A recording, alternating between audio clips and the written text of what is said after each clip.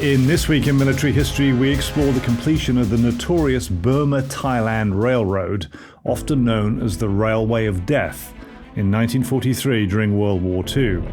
The idea of such a railway between Burma and Thailand had been in existence since the 19th century, but impenetrable jungle and mountainous terrain meant that no actual progress on such a route had taken place by the outbreak of World War II.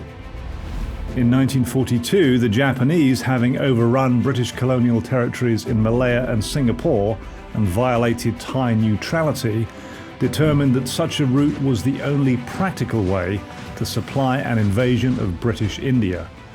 The Indian Ocean, the other logical route, was full of British and US submarines, meaning that overland was the only option open to Imperial Japan. Additional Japanese defeats in the Battle of the Coral Sea and at Midway meant that all sea routes were cut off.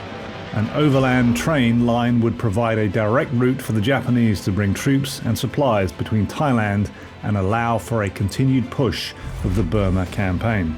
The Japanese had a massive influx of prisoners of war following the surrender of Allied strongholds in Singapore and the Dutch East Indies.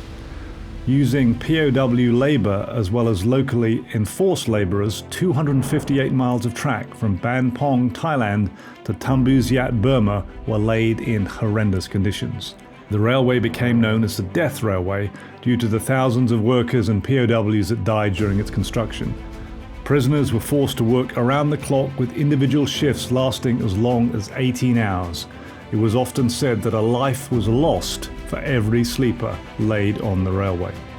Construction was difficult, with the route laying through thick mosquito-infested jungle, across rivers, through mountains and on uneven terrain during monsoon conditions.